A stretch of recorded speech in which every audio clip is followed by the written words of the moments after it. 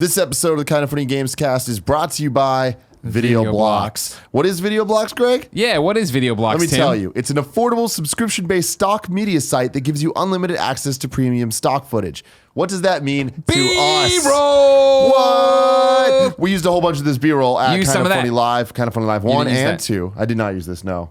I did use that. Dave Fenoy was talking about super some- cool, super awesome. I'm a huge fan of all the stuff. I've been a video editor almost my entire life. And Yeah. I've been a big fan of it. Stock footage makes it super easy. This stuff, royalty free. Once you get it, you can use it anything you Nice. want. What's super cool is it's subscription based. So when you get a subscription, you can download as much as you want. Nice. So that's super cool. Here's a monkey. He's dancing around, having a good time. Who doesn't want to put that in there? There's audio stuff. There's like After Effects graphic stuff, and then there's all the stock footage too. So there's a whole bunch of there. You got Pong. That's Pong It's right hard there. for We're us- there blocking you the go. guy. Get out of here with your Pong. Whoa! Whoa! Video you make a Blocks. video Christmas card with this, you'll blow your mom's face off. Oh my God. Video Blocks is offering our fans a year subscription for only $99. That's a $50 discount off the usual price tag for our listeners only. That's less than $10 a month. Get yours today for only $99 at videoblocks.com/gamescast. That's videoblocks.com/gamescast. They can't read it when you do it like that. Move your chair and your mic too. The mic's in the way. What's VC? Oh, Video Blocks, Video Blocks, Video Blocks, Video Blocks. I'm sorry.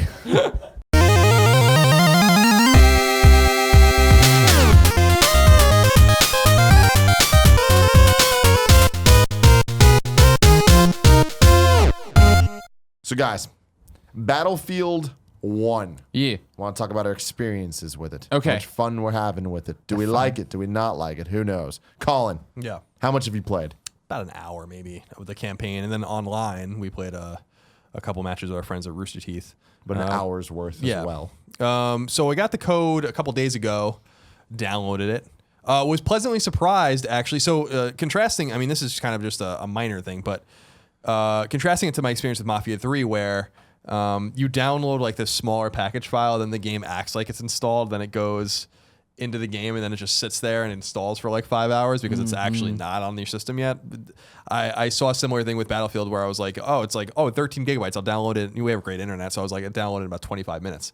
And I was like, there's no way the game's 13 gigabytes. So the game boots up, but then it just isolates a bunch of shit from you and actually lets you play it. So props, I mean, not that this is the first game to do that, but props to DICE and EA for doing that, because I think Mafia really dropped the ball and it was actually quite disappointing. And I've seen that go around. Actually, Jim Sterling on the Jimquisition this past week talked about his experience with that Mafia 3 and how that was kind of bullshit in that regard. So I put the game in and messed around a little bit with the campaign. A few shout outs to the campaign. First of all, I like the, we've talked about this in the past, I like the vignette style.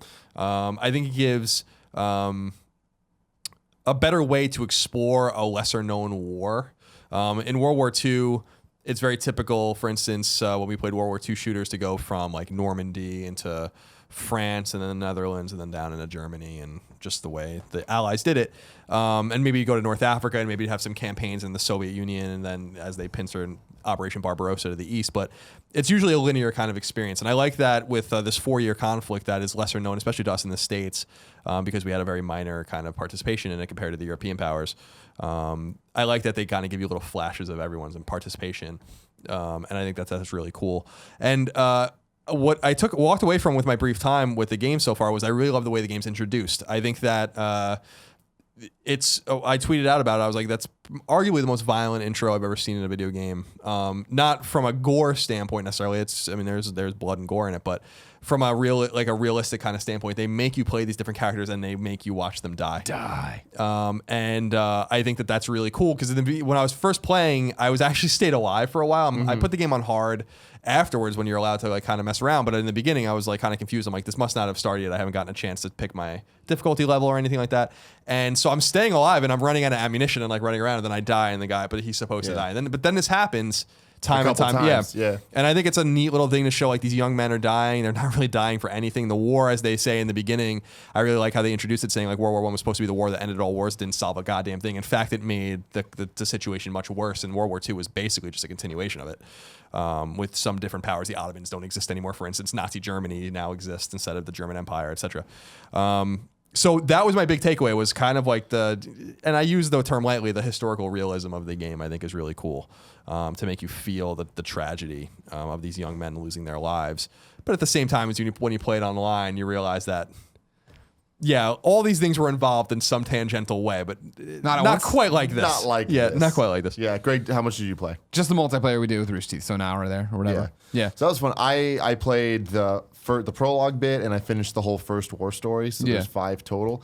And man, it's awesome. Like the vignettes are super cool. I love that the way they're introduced. I completely agree with you. I think the prologue is very powerful, and does a really good job of kind of using the jumping from person to person as they die to introduce you to different gameplay elements. And I like that it gives you a little bit of everything. And each character dies in such a gruesome way, and I feel like it starts.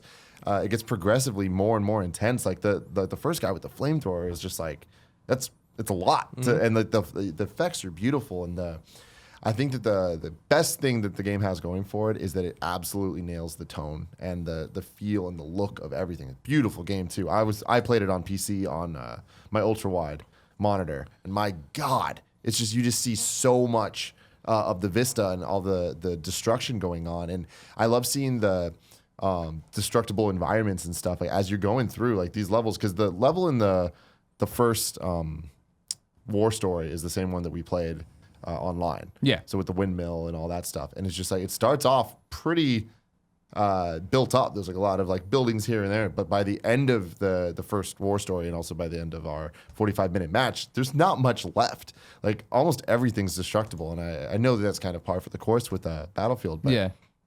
it's really cool to see, and I think that the emphasis on tanks, especially in the first mission, the first war story, is entirely based on tanks. They're doing a really good job of making these things feel like characters themselves.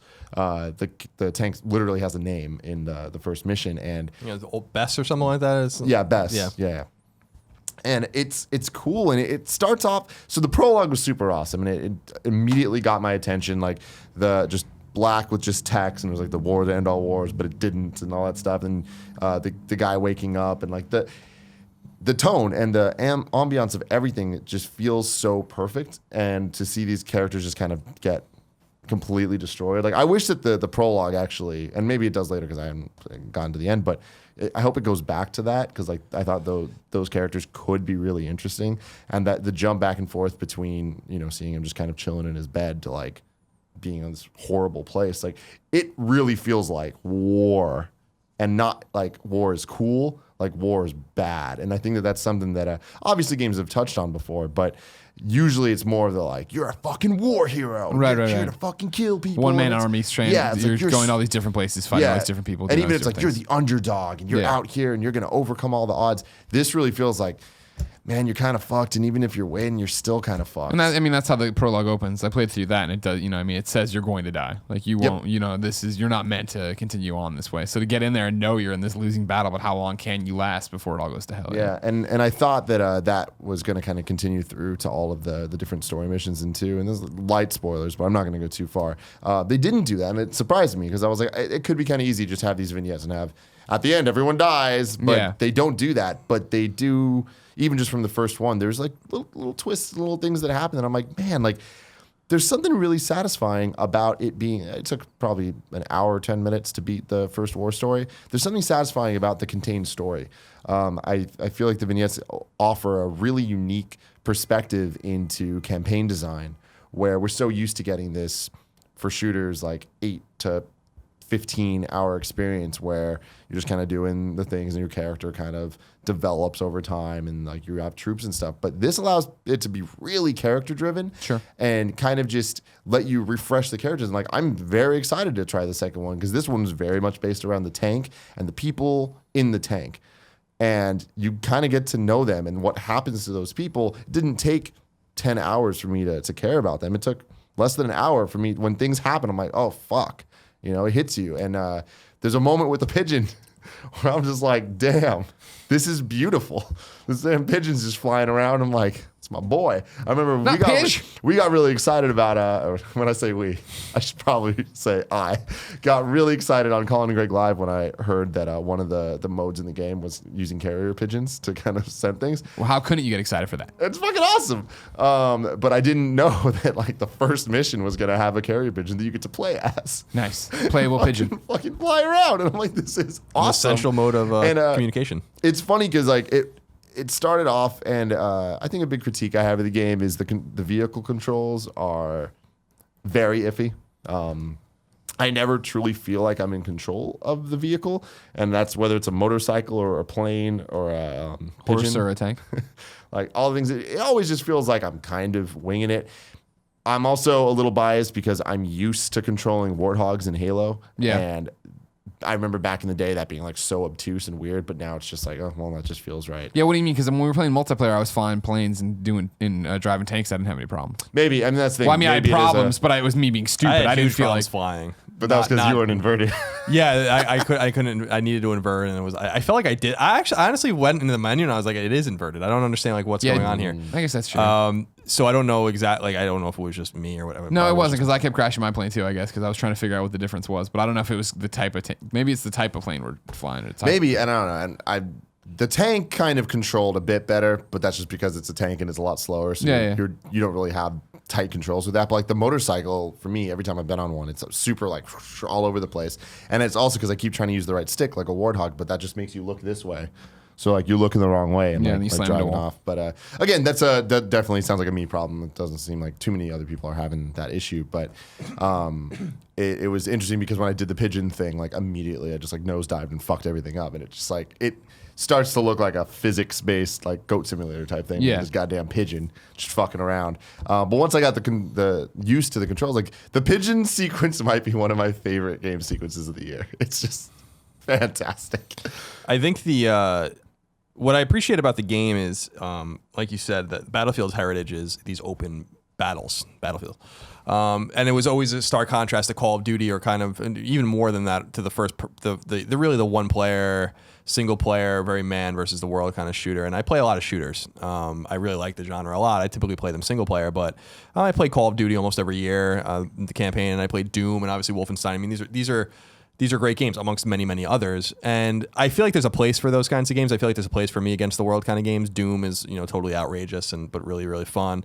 Wolfenstein's very similar way, where you kind of sometimes have a pseudo squad with you like in the beginning of the game, but ultimately you're by yourself and turns into big firefights, and then you're kind of sneaking around. You can play the game different ways and stuff like that. Call of Duty, I feel like, has obviously ebbed as the years have gone by more into having like your own pseudo squad with you, and sometimes there are monster closets, and sometimes there's a finite amount of enemies on the screen. But Call of Duty has its own feel. And what I realized when I was playing Battlefield was, I don't really like playing games like Battlefield typically, because I don't like these wide open areas where it seems like it's more objective based, where enemies are just going to continue to come until you do what is necessary, similar to World at War, which was obnoxious in Call of Duty, where you basically had to just trip up an imaginary line in order to like get the next sequence going.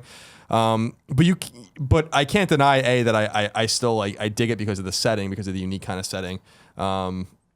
And really the impressive technical vastness of the areas, and as you said, the destructibility, which is the hallmark of another hallmark of Battlefield, which I really enjoyed. But I feel like at the same time, I feel like I had a blast without really expecting it playing multiplayer as well. And even though it's like hectic and kind of heinous and silly, it's still fun. But I feel like when people look at this game in the years to come, other than like the multiplayer, I think what they're going to walk away from is that I think DICE intentionally tried to set a morally ambiguous and very gray single player game out there on everyone, because unlike World War II, where I think it was pretty obvious who the antagonists were, and who started things, and that, of course, it was Nazi Germany, along with Italy and Japan.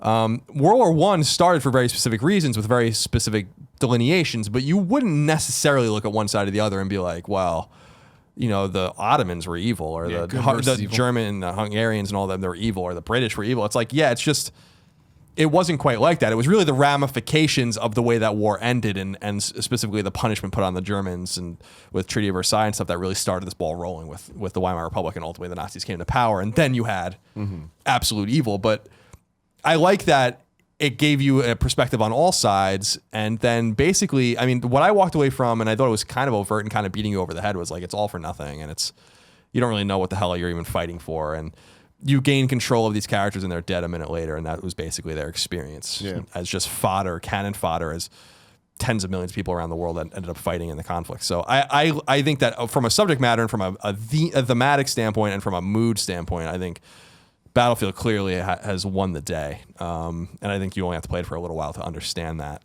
But I think that the game's going to have a real stickiness online too. And I think that with the modes and with these environments and obviously with DLC plan and all that kind of stuff, I think the game is clearly, having not played Call of Duty yet and having actually acquiring a soft spot for Call of Duty. I love Call of Duty.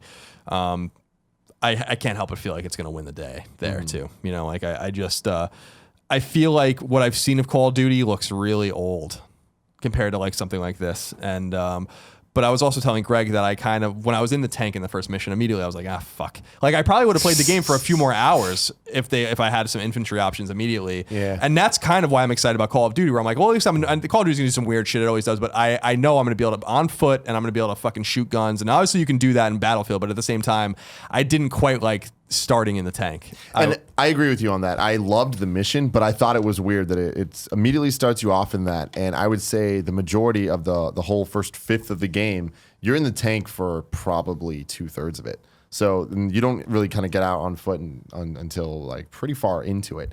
And I thought that was a weird choice. I loved it from a story perspective, and I loved the story that it told. But yeah, from a gameplay standpoint, it felt a little bit of a weak punch because you are just moving so slow.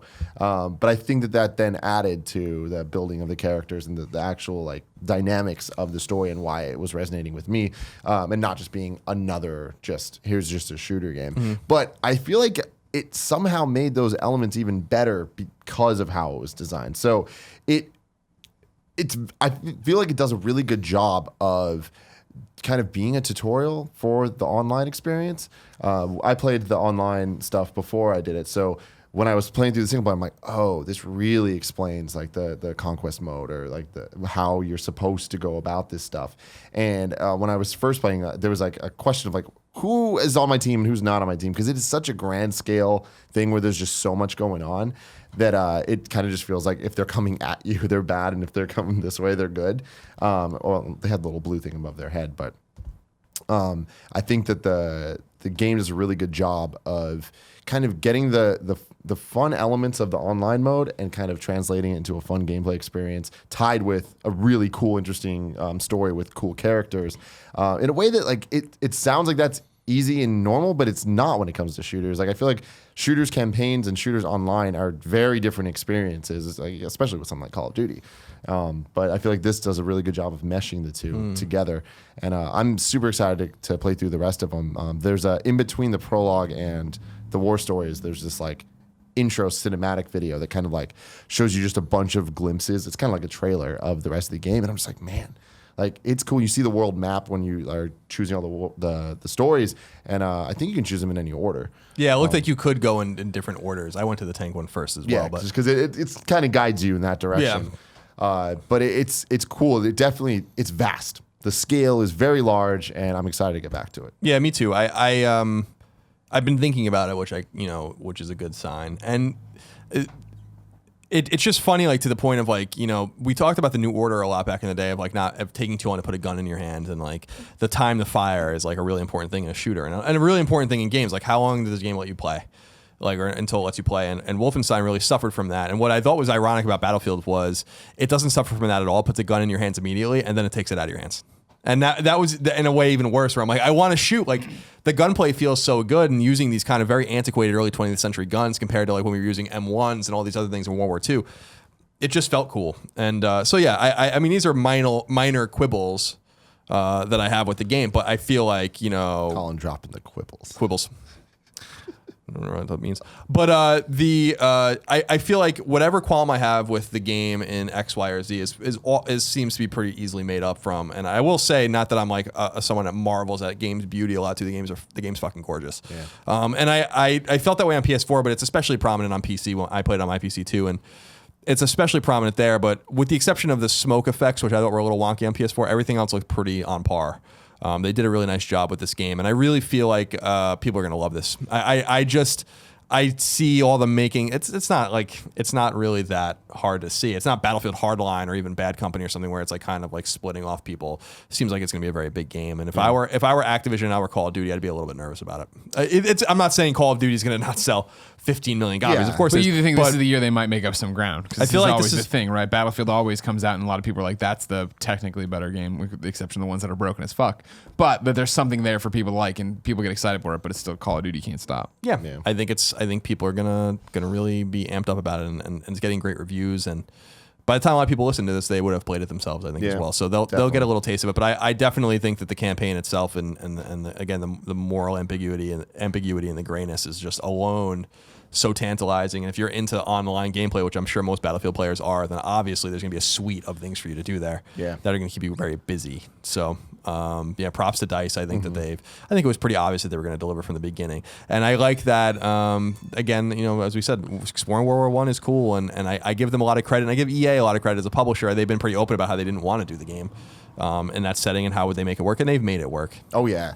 And I honestly, I want to end it here where it's just like there's like props to them for making that fun as well. Like even the tank immediately when the mission starts, driving over the trenches and just kind of breaking through all the shit. I'm like, man, this is super cool, and we haven't seen this before. So that's awesome. And in addition to them nailing the tone, just the game is so cinematic in a way that only video games can be. Where it's just like it's fun to be able to interact with something that looks so film-esque, and the score is fantastic, and I feel like the music is very, very well utilized. Like jokes aside, like the pigeon scene was so cool to me because there's like this swelling music that plays that really makes it feel like there's all this horrible shit going on. But you can fly above it. This little bird's just flying around, and it's just like, and he's saving the day. Like the bird fucking saves shit. But then later towards the end of the mission, in a tank, and there's you're facing off against the final like boss part of it. And the Battlefield theme song kicks in, and it's just like, fuck, this is awesome. Like, it feels like such a great little contained thing. So very, very, very cool.